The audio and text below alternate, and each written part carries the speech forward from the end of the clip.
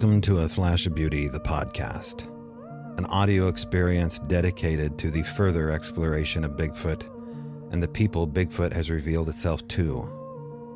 What started as a documentary of personal narrative encounter stories and expert testimony has now shifted into a deeper inquiry into the forever changed lives of those that have witnessed firsthand this hidden truth.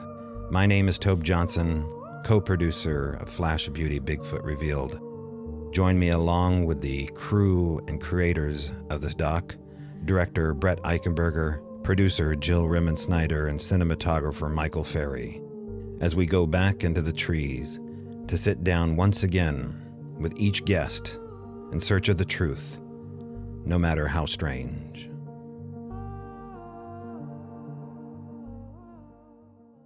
Well, here we are again, folks, back with cinematographer Mike Ferry, producer Jill Rimmon-Snyder, and the director Brett Eichenberger, also known as Big Ike, and myself, Tobe Johnson. Thanks for joining us. And today's guest is Joe Beelart. Now, Joe Beelart. He has a short scene in this documentary, and he talks specifically about what bothers him and how he Bigfoots. And that's kind of all we get to know is what irritates the hell out of him are BLOBSQUATCHs, which is the bane of any Bigfooter's existence, or blurry pictures, blurry creatures, which is also another great podcast. Go check out Blurry Creatures at blurrycreatures.com. But he also talks about what he calls the Sullivan-Hewkins principle, a principle he follows where 200, I believe he said over 200 hours of boots on the ground research to get close to the wildlife. Now that might explain some of the theories about, these people that say they live with the phenomena, it comes to them. Well, they're already there with the 200 hours. So that kind of holds true with me, but we don't just stop there with those specific stories from Joe. We get into some other territory, surprising territory. I don't know what that says about our interview skills, guys, girls, ladies, men, but we're getting some stuff out of these guests. They want to talk deeper. And I know some of this is on the cutting room floor, but I'm always pleased at the end of these interviews of what they've said. They sometimes say things they may not should have said, and yet they say it. So this is one of those times. What'd you guys think? Oh man, it was great. It was a great interview. And so many of the people, to be honest with you, that we've featured in the film have had maybe 10 years, a dozen years, 15, 20 years max. And Joe, he's going on his 30th year Bigfooting. His first sighting was in 1993. So you talk about a wealth of experience and knowledge. This guy's got it. He's kind of literally has seen it all and done it all. And and I think that, that really comes through tonight in the interview. Yeah, totally. He brings up some names of people that I met initially, including Lee Trippett, who is a physicist at the University of Oregon. And these are all names that you need to know if you're into the Bigfoot lore, including Joe Beelart, who's this accomplished author, has this great book out called Oregon Bigfoot Highway. We talk a little bit about that, but he's also a neighbor of yours, Jill. I mean, some of these people that you interviewed are just down the street from you, and pretty easy interview, but he offered up an invitation for us all to go to one of these hot spots. Are you up for that, Jill? I cannot wait. As soon as that came up, that's all I wanted to talk about, but he had other pressing things to cover. But no, we're definitely doing that. That's happening this summer. But you know what? Oh. But I don't know. Well, yes, I will have fun. But he mentioned the way that when they do these excursions, they're sleeping outdoors, like under the open sky. And I don't want bugs to like crawl in my mouth. Yeah. But this is the Jane Goodall approach that you guys, come on now. Aren't you guys hardcore? No bug. I'll need a GoPro like strapped to my forehead as I sleep. I love it. Joe needed one just to tease a story. Yeah. He needed Yeah, one no strapped to kidding. his Uh-huh. head. Yeah. What do you think, Mike? Yeah. Are You you a know, wuss as well? Are you not no, gonna sleep? no, heck no. I'll go out there. I'll sleep out under the stars. I'm all about it. I Yeah. don't need a tent. You're all about bugs crawling in your mouth. Right. Yeah, I'm not much of a bug guy, but I'm about experience, and We don't that seems like really. an experience. We maybe have the occasional slug and moth, maybe the occasional bat, but we're not maybe mosquito rich, maybe nematodes, those little tiny biters that get on your arms, I think they're called, but or gnats. But you can also crawl in a hammock. I'm sure Joe has a list of ideas for you, including the eventual tent. But I've never been out in the woods with Joe Beelart. There was a time when we would meet at a place called Patty's Home Plate. Joe Beelart was a part of my little Bigfoot history. So anyway, you can check out his book at Oregon Bigfoot Highway on Amazon. He doesn't want to talk about it, but I say go check out his other book previous to that, Blood on Bigfoot Mountain. It sounds like a winner to me. Joe Beelart's just a cool guy, and we really get into it. Don't forget to check out our doc. Watch it more than once. You can watch it on Tubi. You can share it with a friend. You can share it with a friend you love. You can take it to a family reunion, put it up on the big screen. It's like a multi-level marketing pyramid thing. You just have to show it to two people who will show it to two people. Right. And if you buy a sweatshirt or a t-shirt or a coffee mug, your job gets even easier because people will just see it. Where would they get said mug? And bigfootdoc.com/shop.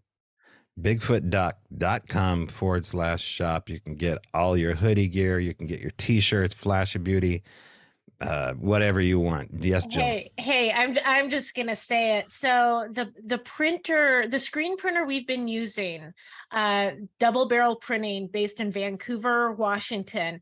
They've been doing the shirts and sweatshirts for all of our events.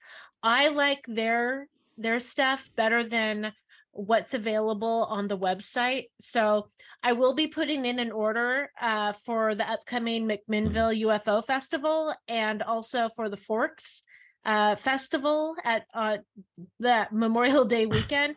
So if you want one of our sweatshirts or t-shirts, message me, find me on Facebook and let me know, because you will thank me, because these shirts and sweatshirts are so comfortable, and not that the ones on the website aren't, but I just think they're a lot cooler.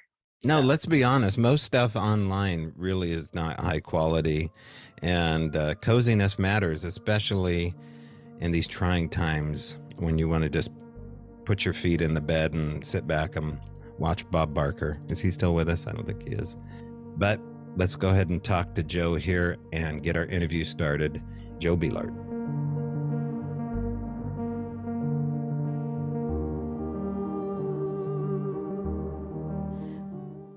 All right, with us now is Joe Beelart, author of the Oregon Bigfoot Highway. Hello, Joe Beelart.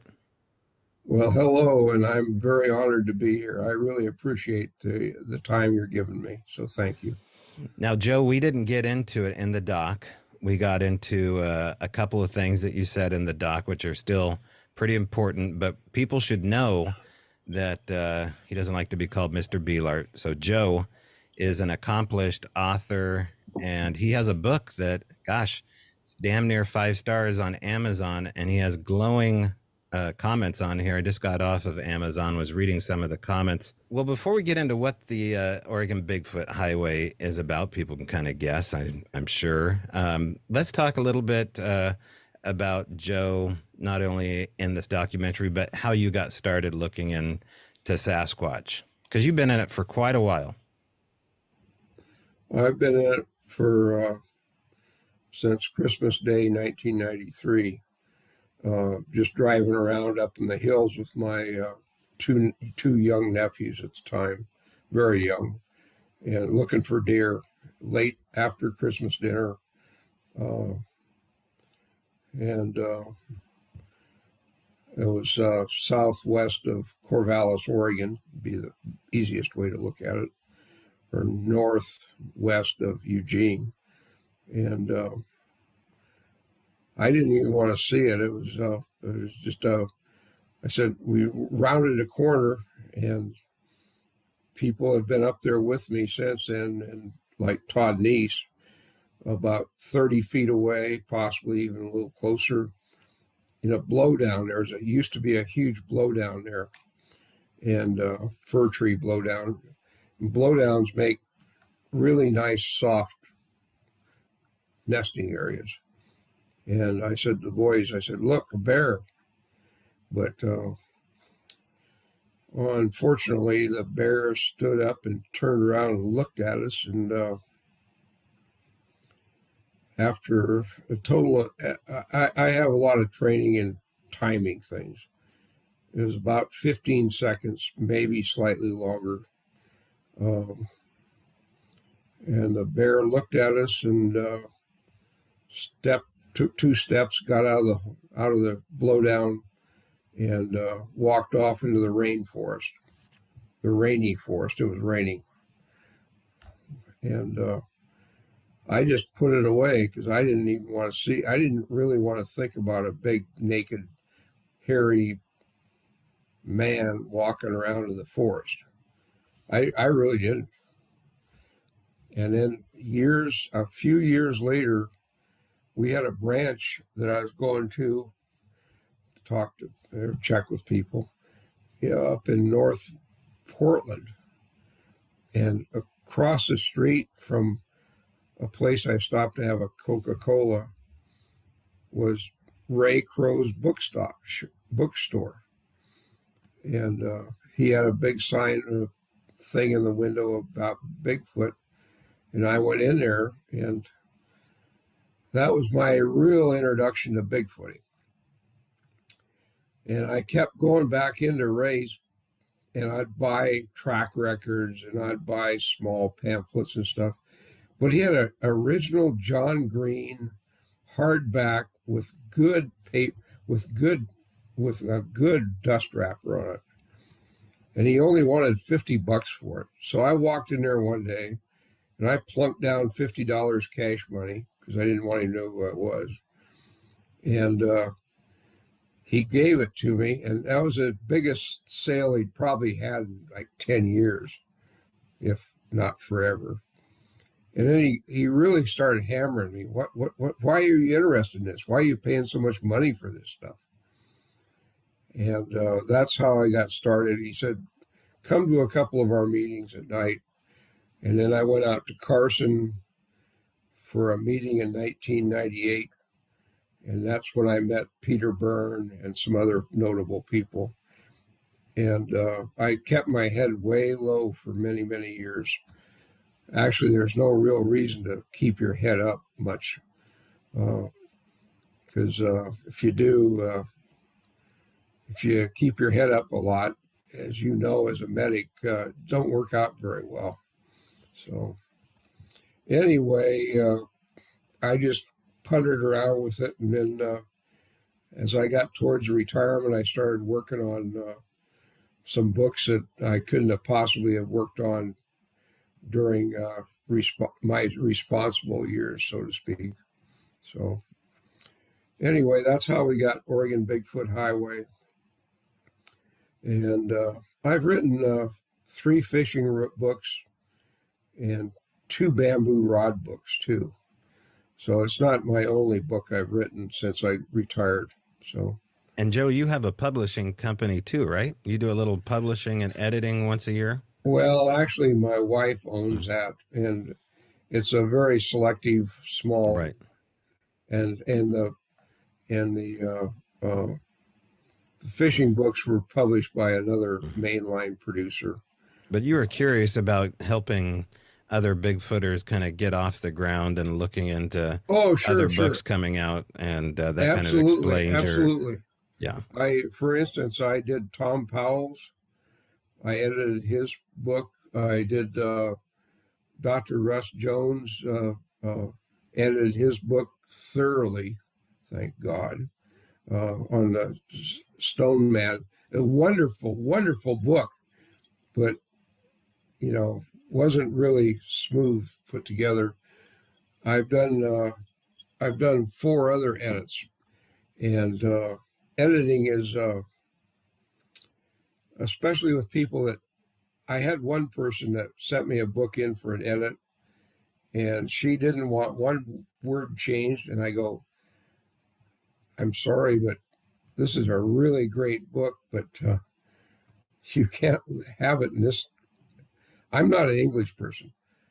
I mean, when I was chided at one time by English being my second language. But I said, we really need to do some work on this. And that's the last I ever heard of her. She said, send my manuscript to this other person. And that's the last I heard of her. So it was it was really a good Oh, Rob Alley. I did. Oh, yeah. I did one of his books, and I've also edited his new, sometime he'll be published,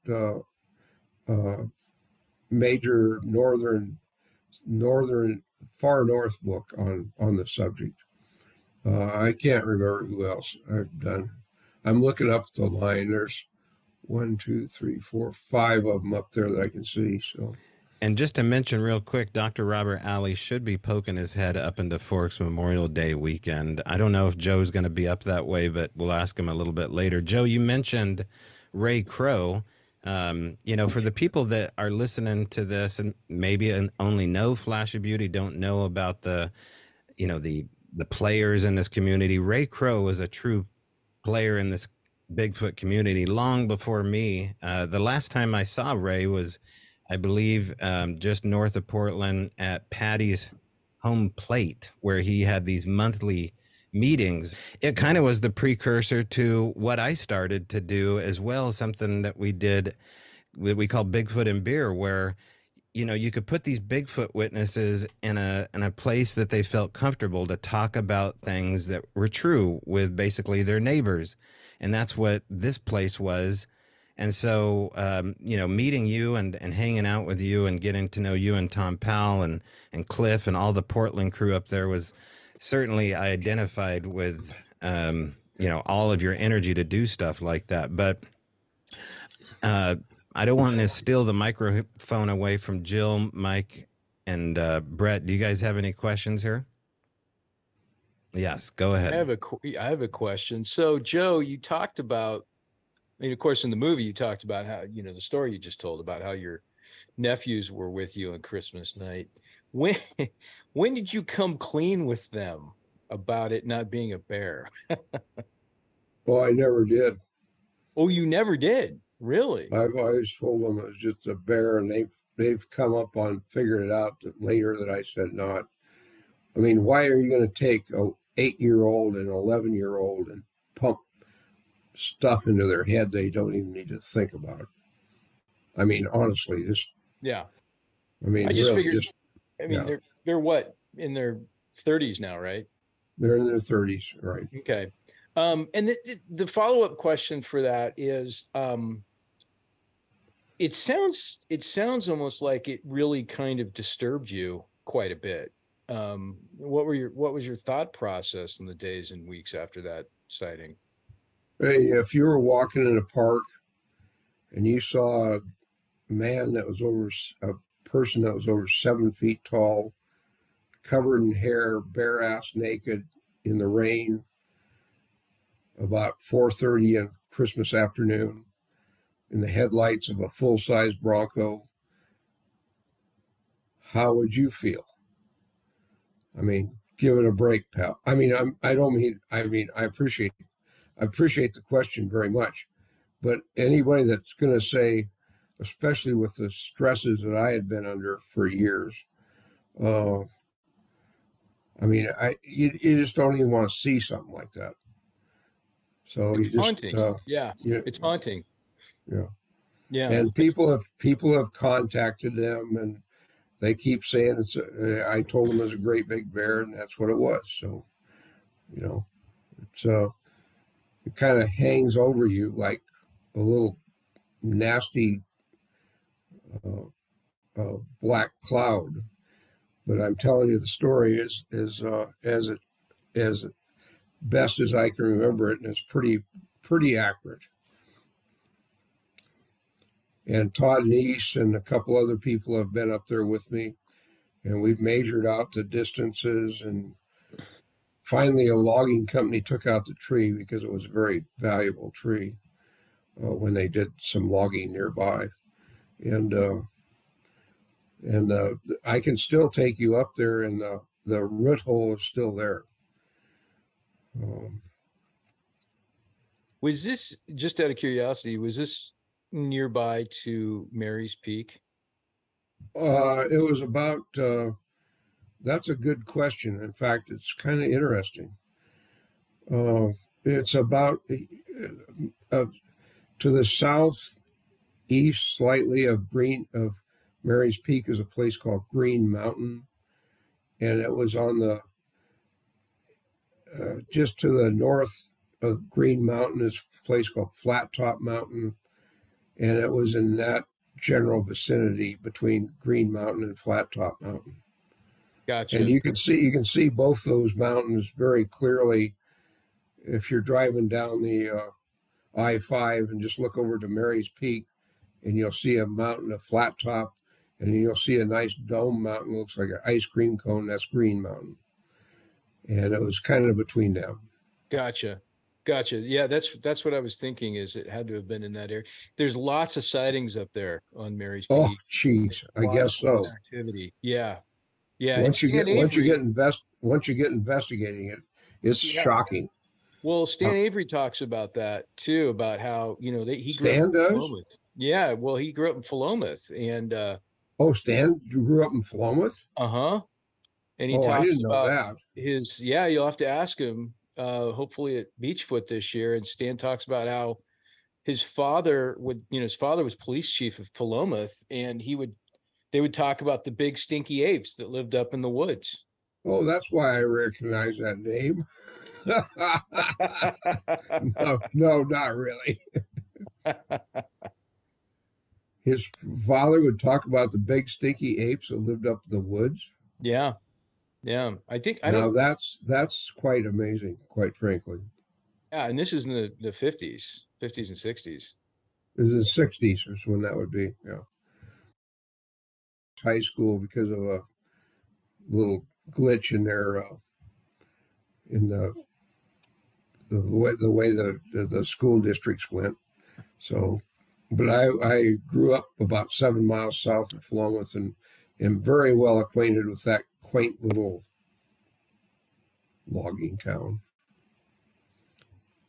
Hey, Joe, this is Mike. So what were your thoughts on Bigfoot before this sighting? Were you open to the idea of it being, I wasn't even thinking about it. You weren't even thinking about it. So I didn't even care about it. I didn't, since then I've come to the basic realization it's kind of like UFOs and ghosts. But before that time, I just plain didn't think about it because I had better things to do really than chasing after hairy men in the woods. But you immediately went to, did you immediately go to this is Bigfoot and you just explained to the kids that it's a bear? No, I didn't.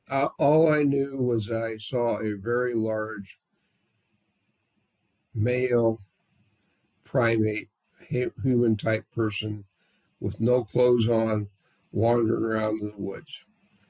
Now, given the propensity of modern men to use mind-altering substances, I just figured, and I was intensely involved in that investigations when I was in the Marine Corps. I just figured,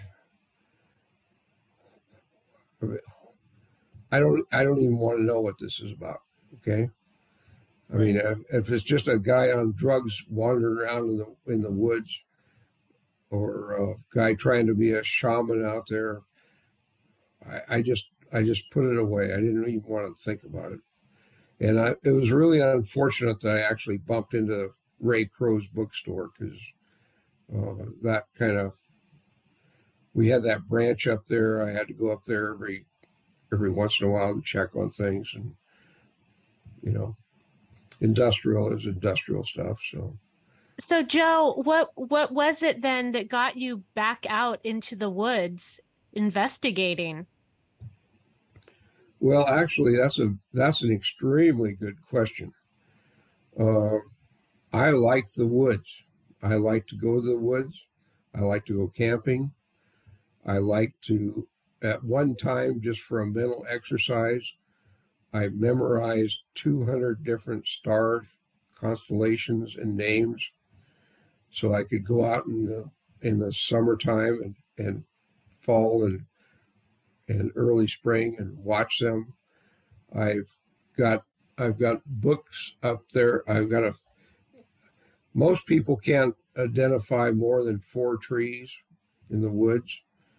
You know, I try and identify a lot of them. I fell into the graces of a fellow that knew a lot about nature, natural foods that humans could eat. I fish. I used to hunt. My high one year filling family tags, no spotlighting, no road hunting. I had 7 deer, and the family said, and that included I did use family tags, and we had a couple of ag tags, but family finally said, "Don't shoot another one of those damn things."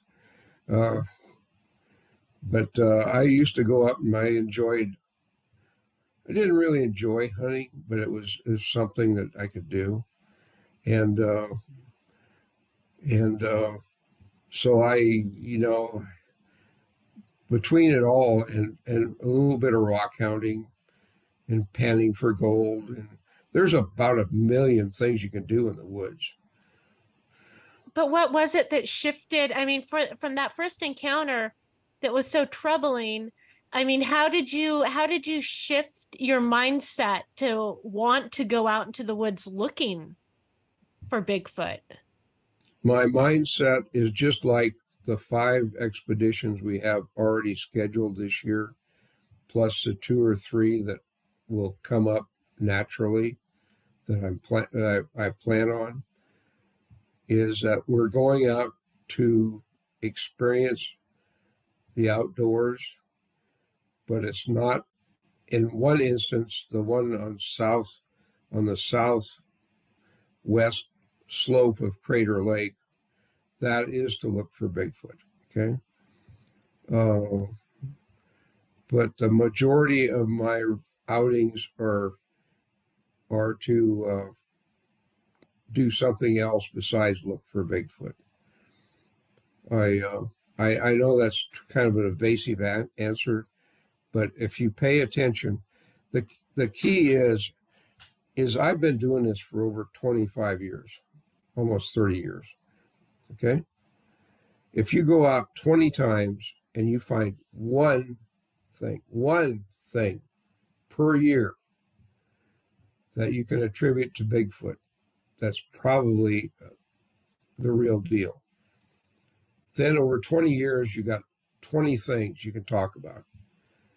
But if you go out 20 times in 1 year looking for something exact, you're going to go back and go, boy, I screwed up, I failed. All right. That's the way it works. So you got to also, when I go out, like the 5 expeditions this year that we're thinking about, they're all well planned. They're all based on altitude, you know, blah, blah, blah, blah. I'm sorry, I shouldn't have said that.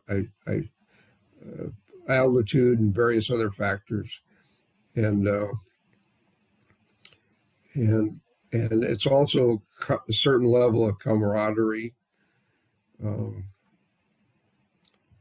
know, I'm almost 76 years. I'm within 2 months of 76 years old. So, you know, I need to get out there while I can. And it'll be a few more years, I'm sure, because I try and keep going. But No, you don't go out and just look for Bigfoot, because you're going to be vastly disappointed. And I keep my glasses on, and now I understand why you look tremendously more beautiful than you did. Okay. Sorry to be such a Thank you, Joe. jerk. Hey, Joe, I want to ask you about your part in the documentary. You mentioned the Sullivan. It is the Sullivan Hukin's law. Sullivan. Sullivan principle, and you're a proponent of said principle. 200 hours, boots on the ground, and then maybe we'll use the word animals will come in. Are you alluding only to Bigfoot in that animal kingdom? Are you just saying in general, were they saying, the wildlife will come in once they get used to you in that area for 200 hours or more? Number one, you can get animals in easily you can buy bear bait from trapper supply houses. You can buy all kinds of things. Jim Hukin was a wildlife biologist, career biologist for the state of Oregon. Jack Sullivan was a career high school science teacher in the district just north of Salem. Okay, these guys knew what they were doing, and their principle was based on 200 hours of feet on the ground, being aware of looking for what you can see about Bigfoot. And I can't remember, one claimed 12 and one claimed 13 sightings, but neither one of them, the sightings were very brief, very discernible, but neither one of them could get a camera on them. And I talked extensively to both of them. Jim, I really enjoyed Jim. And I enjoyed Jack very much too, because he lived just south of me, 30 miles. But they weren't able to really get a photograph of them like you'd hope. But if you go out there for 200 hours and you're really looking and paying attention to things, you can probably see a Bigfoot. Now, here's another thing, okay? You go out there for 200 hours and you look for a 6-point bull elk. You tell me how many 6-point bull elks you're going to see. And the answer is damn near none, okay? Unless you're looking at them through a telescope. So anyway, these guys knew what they were doing from the 70s through the 90s. And them and Lee Trippett down and his group down in Eugene at the same period, 60s through the 90s. These people really, they were out there when I think there were even more of these things than there are now. So either that or they knew what they were doing better. And if you sat and listened to them, you could not sit and listen to Lee or Jim or Jack long enough to appreciate what they were telling you. I'm sorry if I ran off on that. So no, Joe. Unfortunately, I didn't have enough time in the documentary to put in your other story that I really, really wanted to try and fit in. And that is the fact that you have had subsequent sightings and experiences that were pretty profound.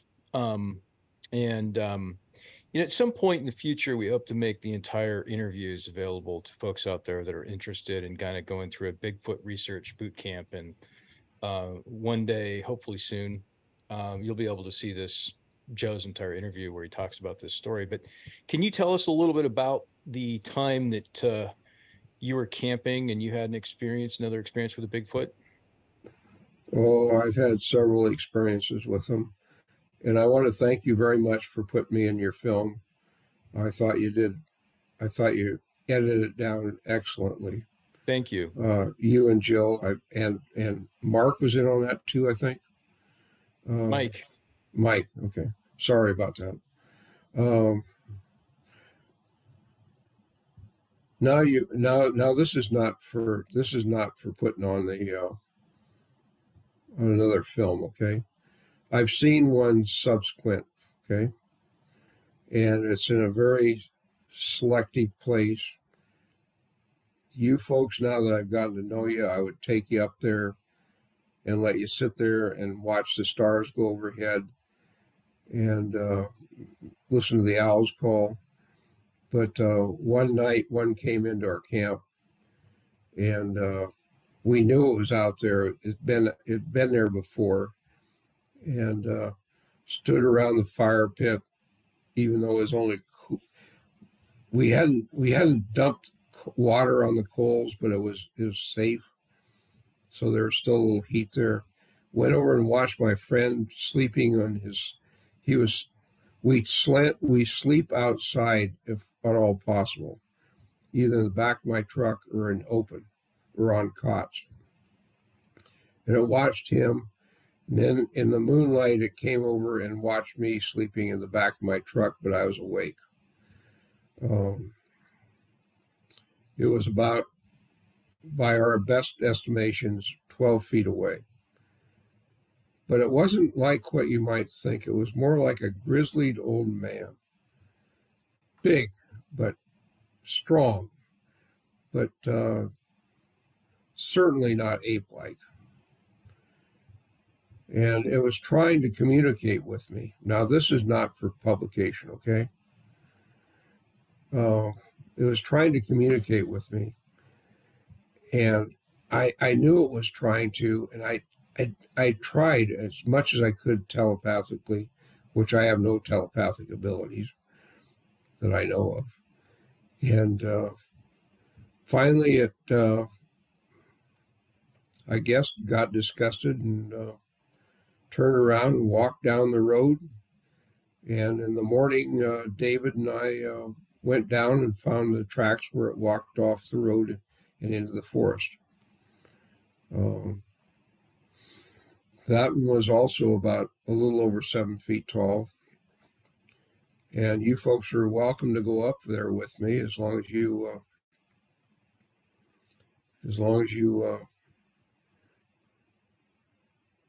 I don't think anything would happen, but maybe something would. We'll keep it a secret. There's a bunch of other things that have happened, like giving out offerings, okay? I've got photos, and I wish I would have, if I knew we were on this thing, I would give you photos of, they love pies and pastries.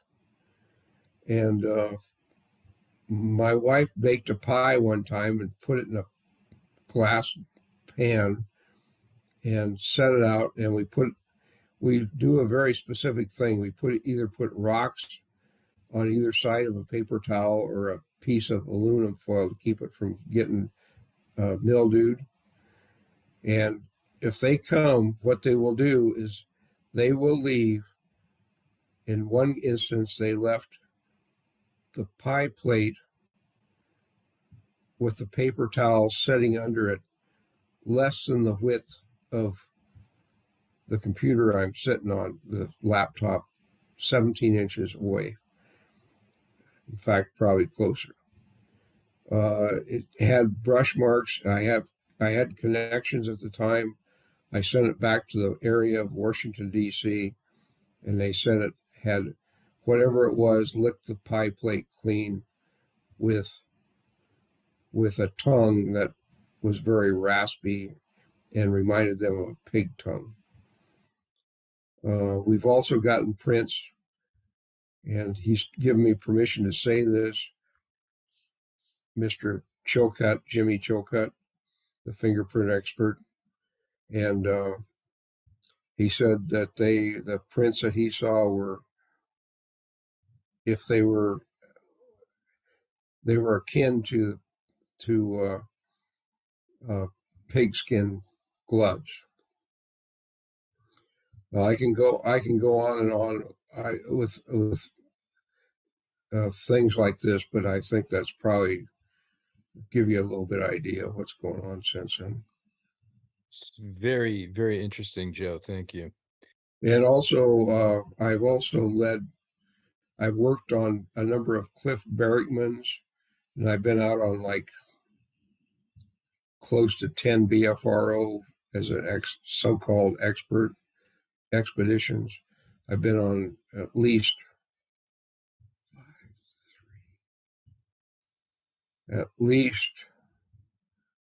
9 cliff barrackman expeditions, and allegedly people have seen on 2 of them Bigfoots.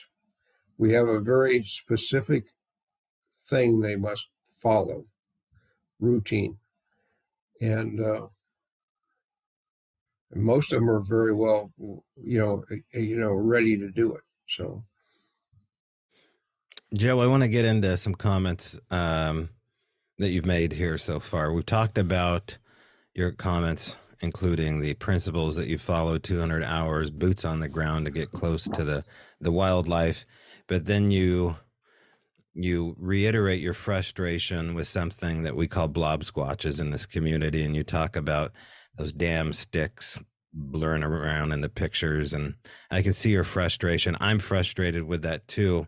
And then Brett, you edit in Ron Moorhead's cut where he's talking about, we were up in the high Sierras. We tried to get pictures, and trying to get pictures is a fool's errand. We really tried, but these things can outfox you.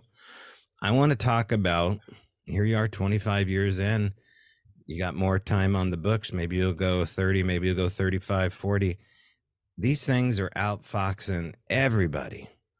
I hear people get frustrated with this outfoxing and say these things can kind of sense your intuitions, sense your motivations. Where are you at with that here? And do you think that is part of the attributes of why these pictures are so damn blurry? Tobe, you should be the TV spokesman for the Bigfooting industry. Their pictures are BLOBSQUATCHs. Yeah, you spend hundreds of hours. Look at it. I have literally spent tens of thousands of dollars and tens of thousands of hours looking for these things, being up in the mountains. Okay. Have I given up? No. There's a reason for that. And I'm not sure what these things even are, quite frankly. Because if you think they're an ape wandering around our forest, I think you're sadly mistaken. Not you particularly, but in general. If people think they're an ape wandering around our forest, they're crazy. If they think that they're a primate type human or primeval human wandering around the forest, that's very difficult to accept because let's face it, apes and primates are pretty much well discovered in our world. But yet, every single year, people report many so-called Bigfoot sightings. So what are they seeing? I don't know. Are they seeing something that's transitory? I mean, if you think that the human mind, now this is me talking, not you, okay? And it's not addressed to you. I do not believe, and I've only got about 6 years in college classrooms and a couple degrees and a bunch of other crap, sticks of craps on paper. In fact, I got an explosion-proof stamp, as a matter of fact.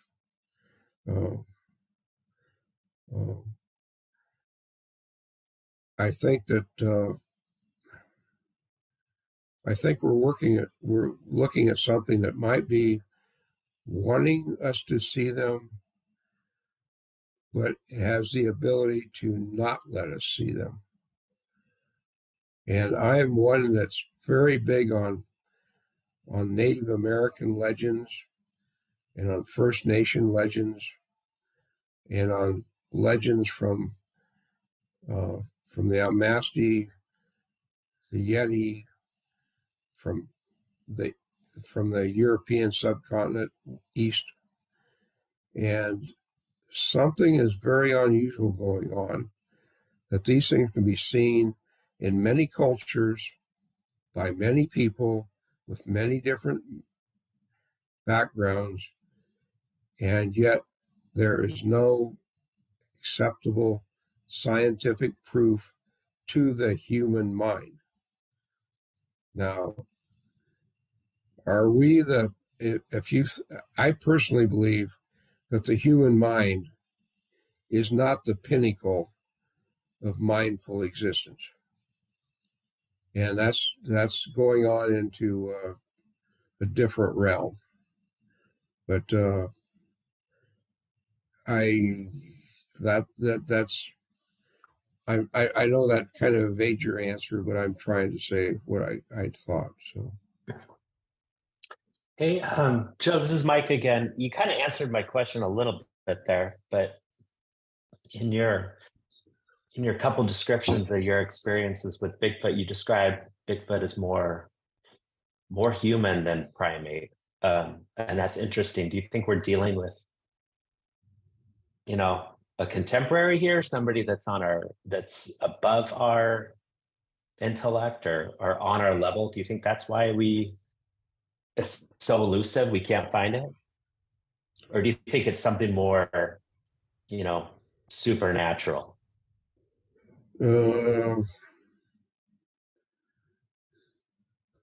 I think that it's not a primate in the sense of a monkey. And I strongly believe that. As far as the human ability to understand the supernatural, I'll give you a question in response to that, okay? We accept right now that the speed of light is the ultimate speed limit in the universe. Is that accurate? Can you answer that with some definitiveness?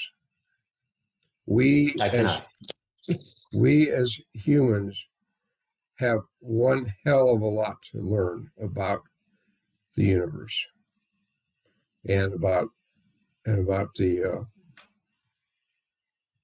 things. Sorry to bother you with that, but so Joe, just to tease you on the sequel, A Flash of Beauty, The Paranormal Bigfoot, coming soon to a screen near you, probably this fall.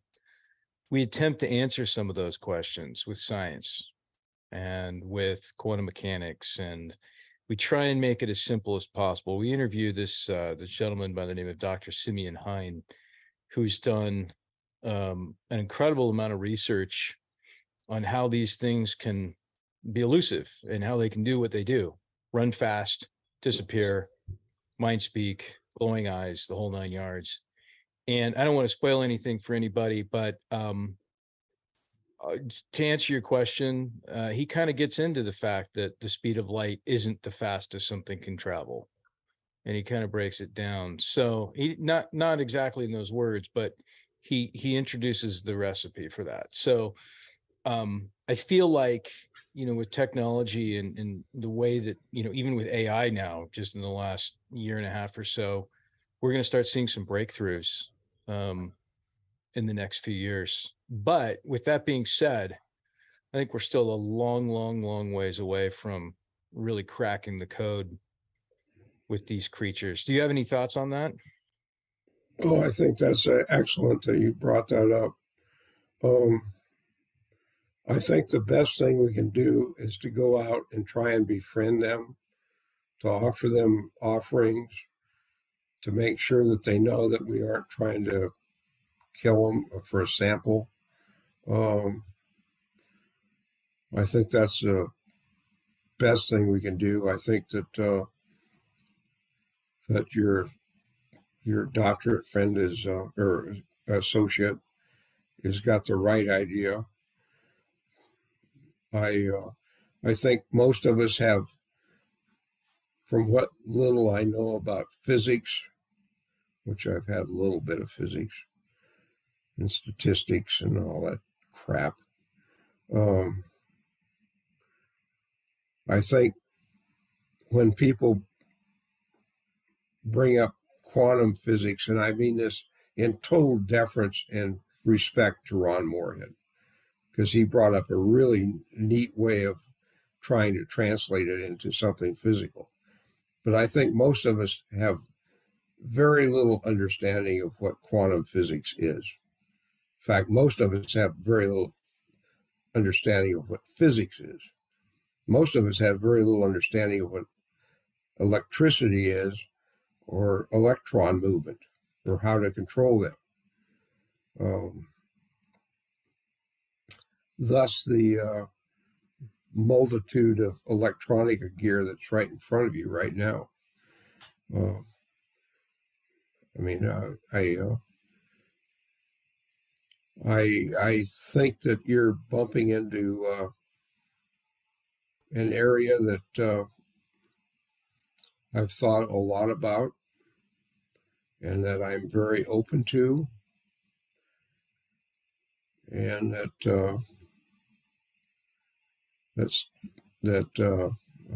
what was that movie TV thing so many years ago? Not Star Wars, but Golden Girls. No, the William Shatner and all those guys. Star Trek. Star Trek. And there you go. You know, they tried to approach this stuff in ways that people could understand, and it was laughable. Now, I'll tell you how far away I am from technology.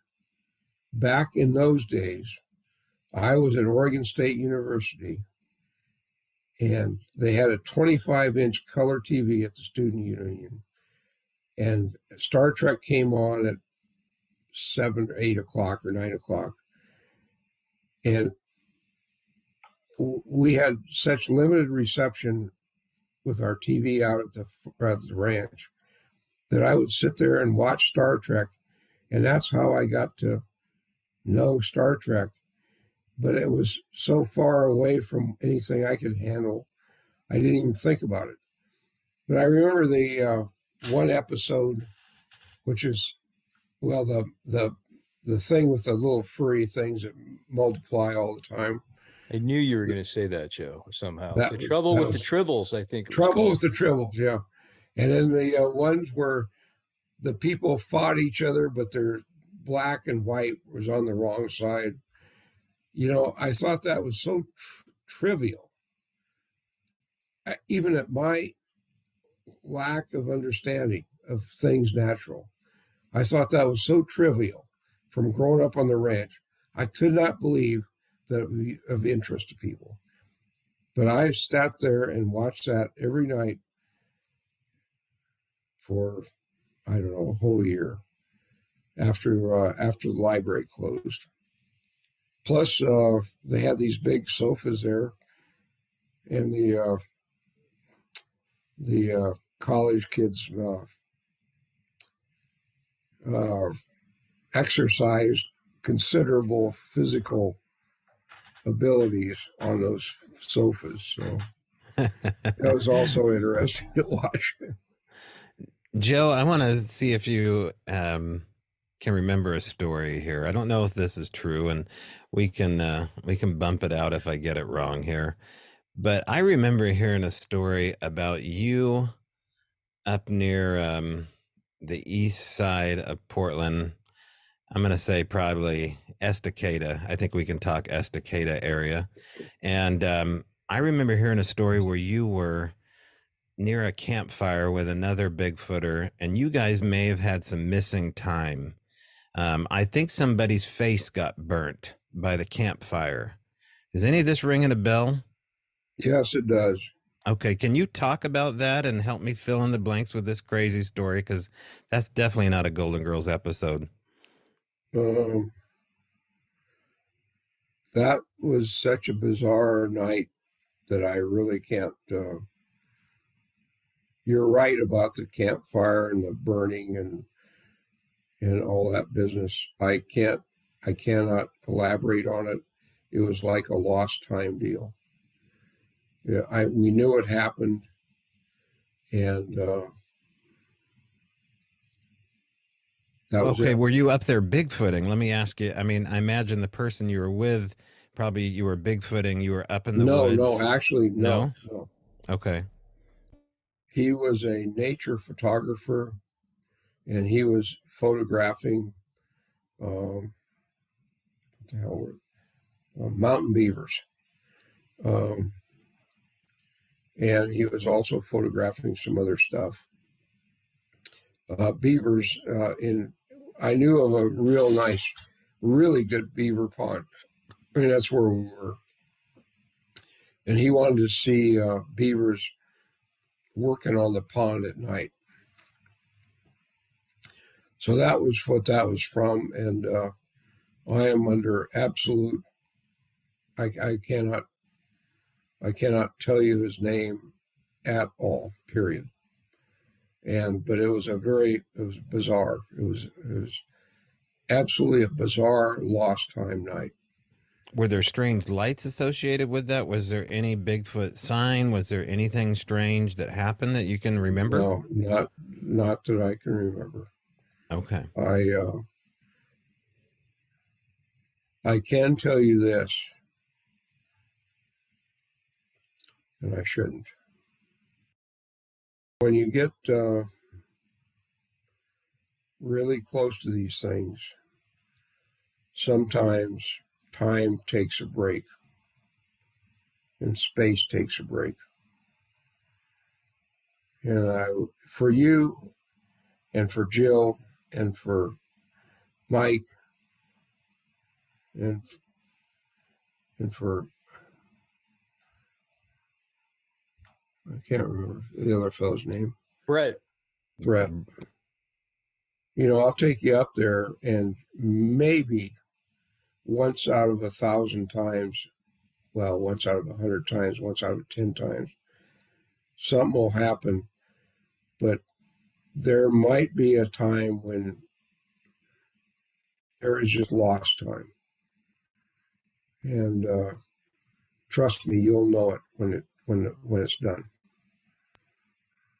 And you will have nightmares beyond your wildest dreams for years afterwards.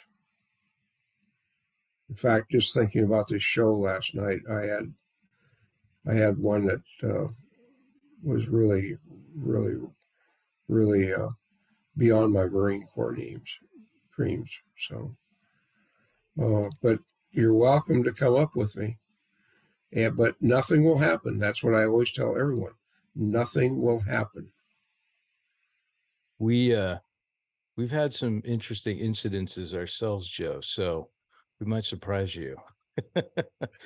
You seem to attract some interesting stuff.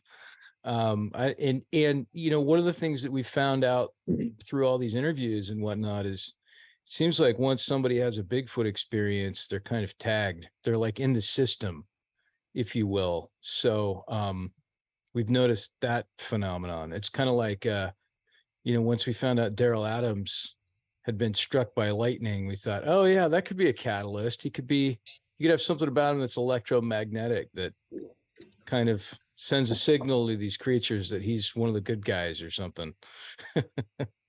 Well, I know an acquaintance of mine who's really into these things, and it knows them 100,000 times better than I do.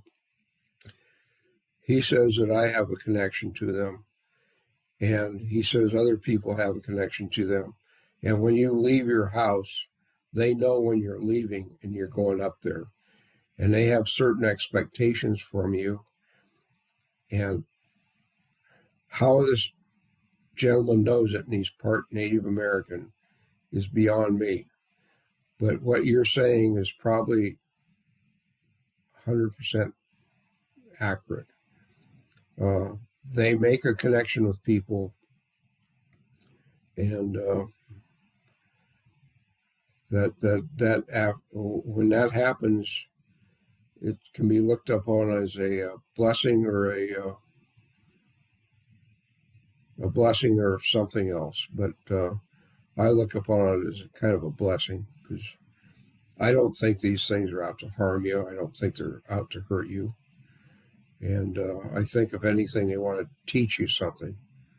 So, this reminds me of a conversation Jill and I just had not too long ago. We were invited on an ESPN outdoor radio show to talk about A Flash of Beauty, and I kind of got sidetracked into the forming thought of our previous guest, Rich Germeau, who's in the documentary as well as you, Joe. And Rich makes the point much better than I did that his word is as good as gold when he was a police officer, as far as the going into court and testifying as a expert witness. And you're no different. I mean, you're an expert witness in all sorts of things, especially comes to your military background. You worked at Hanford. You're an expert when it comes to engineering, and I believe in outdoor wildlife as well. But yet you've come to the same conclusions, like so many people in this documentary that are expert witnesses, that something else is happening here. And here we are again, butting up against the strange, because, you know, I'm not an expert in anything. I just care a lot, right? I just ask questions. I just refuse to go away. And I see that something really effing strange is going on with the Bigfoot community and the Bigfoots. So, you know, you've said so much in this podcast, and I'm so glad you have, and you've alluded to so much. And, you know, there's a gray line that we're all walking here with the comfort of talking about Bigfoot and the witnesses we're trying to protect. But my question to you is for the newbies, because I feel like I could have saved so much time just meeting Joe. What do you tell the new people that want to get into going to look for this or go have an experience?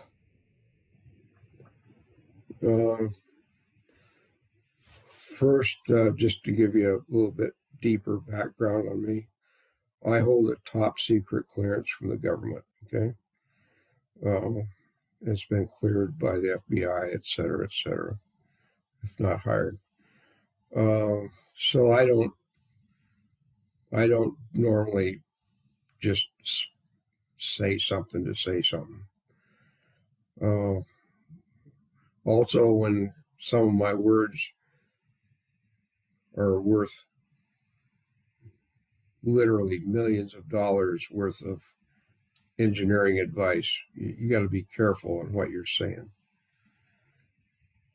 What I tell young people that are looking out for this stuff is to go out and enjoy the outdoors and to study the trees and the forest and the fauna, the flora and the fauna, the night sky, to enjoy a camp out, and maybe once in 20 times something will happen. The other thing I tell them, and this is just drives me absolutely berserk, is that people say, I've heard of Bigfoot. Well, if you don't listen, it's a good thing to do in the wintertime when you got nothing else to do. Go to the Cornell McCauley Library of Animal Sounds and listen to all the animal sounds, okay?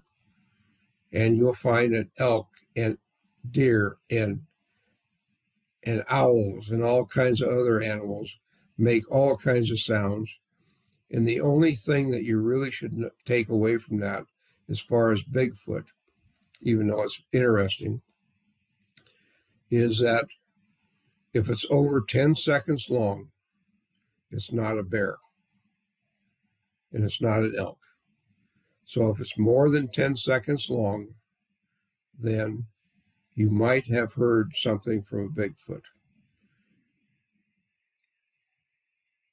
Now, the other thing is I put my money where my mouth is, and I've got a $200 Tascam, and I got a little a more economical unit I bought for this year, and I can put out 2 recorders, and I've put out recorders for years, and it's the biggest thing to learn from that is I lost a bunch of recordings because I had them backed up, but they were backed up on tape, and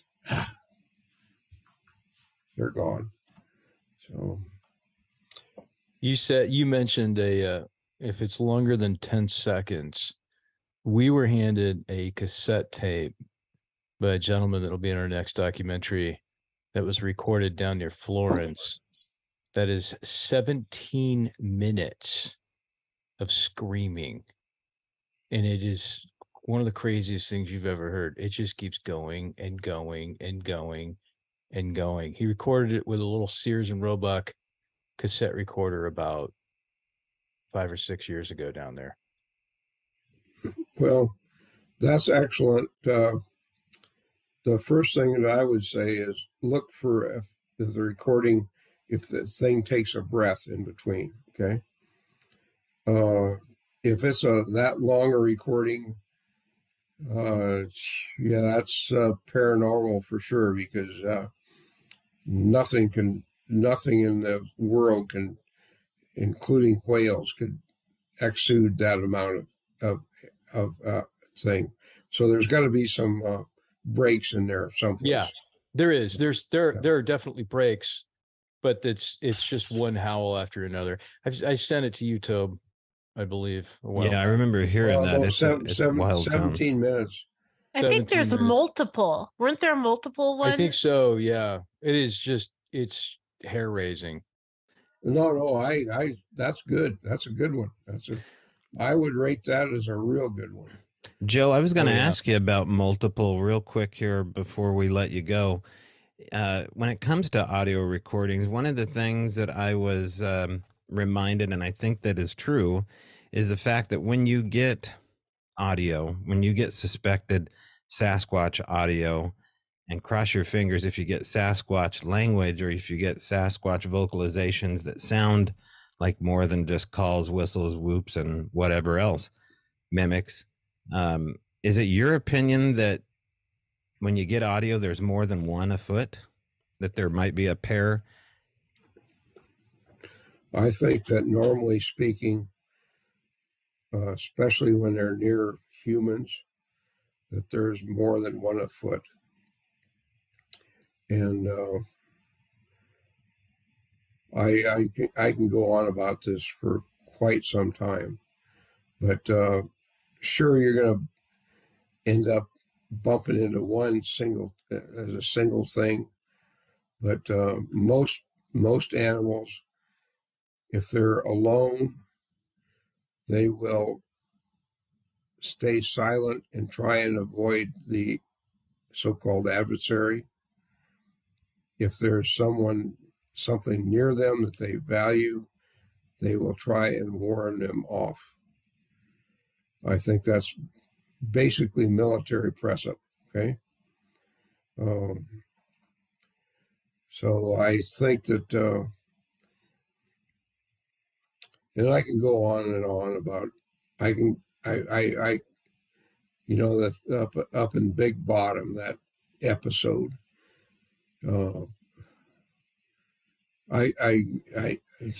Yes, I can go on, but well, and people can learn more about you too through the work that you've already done. And the best way to do that is go check his books out on Amazon, including Blood on Bigfoot Mountain, Oregon Bigfoot Highway, which we have these Oregon stores all around here. You know, back when we had malls, we had more Oregon stores. Don't even mention Blood on Bigfoot Mountain. Oh, it's too late. That's a classic. Go check it out, including Oregon. That's so embarrassing. That's so No, Joe. embarrassing. You got to promote everything that you've done because it's an automatic classic. You know, I'm really into this interview that we just did, and you know, I'm surprised by some of the things that we got into.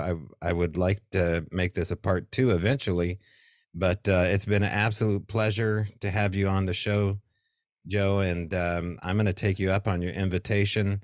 I've got my own invitation standing with you as well. Joe and I have some plans in February 2024 to be continued, I guess, on that one. We'll talk about that one off the record.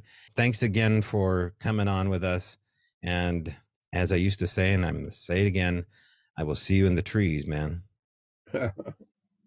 You're walking up the mountain, and I got 5 expeditions lined up already this year. So if you're down this way, let me know. First one's starting the end of May. And well, we'll take you up on the one maybe in June or July. And I really appreciate the flash of beauty things. It only took me almost a year to watch it because I don't watch these things. I mean, I record this stuff, but I never. I rarely look at it. So I think this is number 79, but I'm not sure. Well, it was an honor to have you in it, Joe. You added a tremendous amount of wisdom and knowledge, and so thank you for your experience and expertise. Really appreciate it. Well, I wanted to ask you about Skinwalker Ranch. The guy I knew that knew a little bit about that 25 years ago was Eric Beckjord. And if you don't know him in the Bigfoot community, I mean, he stuck his finger in the light socket way too long. He's still there? Yeah. And just to let the audience know, we can see each other on camera, and Brett is clad with his Skinwalker Ranch merch on right now. So Joe's got full eyes on that here. Well, geez, I like Eric a lot before he passed on, unfortunately. But I really liked him. But that was my primary introduction of Skinwalker Ranch. So anyway, I think there's a little bit of Skinwalker Ranch that we can kind of tease. Can we tease the fact that there might be something coming up with Skinwalker? Yeah, there's a little bit of Skinwalker Ranch in the it's getting kind of skinny in part 2. Yeah. All right. So stay tuned, Joe.